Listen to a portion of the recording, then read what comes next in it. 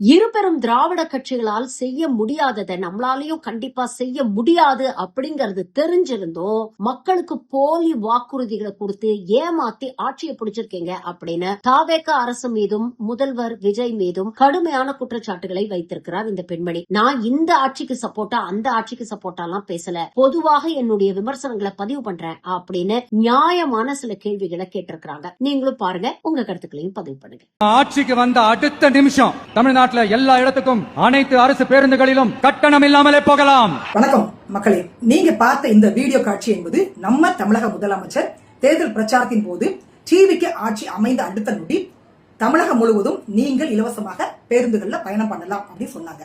நாம இது சாத்தியமா அப்படின்னு கேட்ட பொழுது சாத்தியம் இல்லாத எதையும் நாங்க தேர்தல் அறிக்கையில கொடுக்க மாட்டோம் அப்படின்னு சொன்னாங்க. ஆட்சி பொறுப்பேற்று 2 வாரங்கள் ஆகியும் இன்னும் இலவச பேருந்து கையெழுத்துக்கல. ஏன்னா இது சாத்தியம் இல்ல. என்ன காரணம் அப்படின்னு கேட்டீங்கன்னா, கடந்த 30 ஆண்டுகள்ல தமிழகத்தை பொறுத்த வரைக்கும் போக்குவரத்து துறையில மட்டுமே 66,000 கோடி நஷ்டம் ஏற்பட்டு இருக்குது.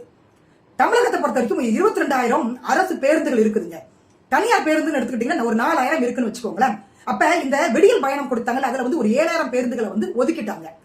அதாவதுங்க, இந்த போக்குவரத்து துறையில இவ்வளவு நஷ்டம் ஏன் ஏற்பட்டுச்சு அப்படின்னு கேட்டீங்கன்னா, எந்த ஆட்சியாக இருந்தாலும் பரவாயில்லைங்க, திமுக அண்ணா திமுக போக்குவரத்து துறையில அமைச்சராக இருக்கக்கூடியவங்க செய்கின்ற ஊழல், மெகா ஊழல் ஒண்ணு. ரெண்டாவது பாத்தீங்க அப்படின்னா இந்த இலவச பயணம், இதை அரசாங்கத்தால சமாளிக்க முடியல.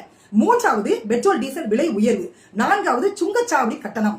ஐந்தாவது பாத்தீங்க அப்படின்னா அந்த பணியாளர்களுக்கு கொடுக்கக்கூடிய ஊதியம். ஆறாவது பாத்தீங்க அப்படின்னா ஒரு பேருந்து தயாரிக்கும் பொழுது அந்த உதிரி பாகங்கள் இருக்குல்ல, அதோடைய விலை ஏற்றம். ஏழாவது பாத்தீங்க அப்படின்னா நாம இப்ப ஒரு பேருந்தை இயக்குறோம் அப்படின்னா அதற்கேற்ற பயணிகள் வந்தா மட்டும்தான் அரசாங்கத்தால அதை மெயின்டைன் பண்ண முடியும். அப்ப பேருந்துகள்ல பயணிகள் வரல அப்படின்னா நஷ்டத்தை தான் அது சந்திக்கும். அப்படி போக்குவரத்து துறை ஏன் நஷ்டமாச்சு அப்படின்றதுக்கான காரணங்கள் இருக்குது. இது எல்லாமே தமிழக முதலமைச்சராக இருக்கக்கூடிய விஜய் அவர்களுக்கு நிச்சயமாக தெரிஞ்சிருக்கும்.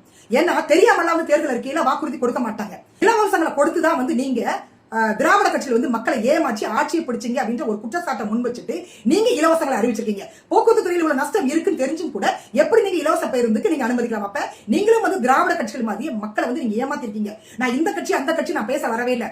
இது சாத்தியம் இல்லாத ஒன்று. அப்படியே சாத்தியப்பட்டாலும் கூட போக்குவரத்து துறையில இன்னும் நஷ்டம் ஏற்படும். போக்குவரத்து துறை அமைச்சராக வரக்கூடியவங்க ஊழல் செய்ய மாட்டாங்கன்றதுக்கு என்ன கேரண்டி டிவிக்கு ஆட்சியால கொடுக்க முடியும்ன்றதை நீங்க சொல்லுங்க. அப்ப இது பக்கா சீட்டிங். மக்களை ஏமாற்றி இந்த டிவிக்கு ஆட்சியை பிடிச்சிருக்காங்க. உங்களுக்கும் திராவிட கட்சிகளும் ஏதாவது வேறுபாடு இருந்தான்னு கேட்டீங்கன்னா ஒரு வேறுபாடுமே இல்ல. நீங்க எந்த மாற்றத்தையும் கொண்டு வர போறது கிடையாது, எந்த மாற்றமும் வரப்போறதும் இல்ல. ஏன்னா அப்படியே திராவிட கட்சிகள் கொடுத்த தேர்தல் வாக்குறுதிகளை நீங்க காப்பி அடிச்சுதான் உங்க தேர்தல் பிரச்சாரத்துல நீங்க சொன்னீங்க. அப்ப எப்படி நீங்க மாற்றத்தை கொடுக்க முடியும்?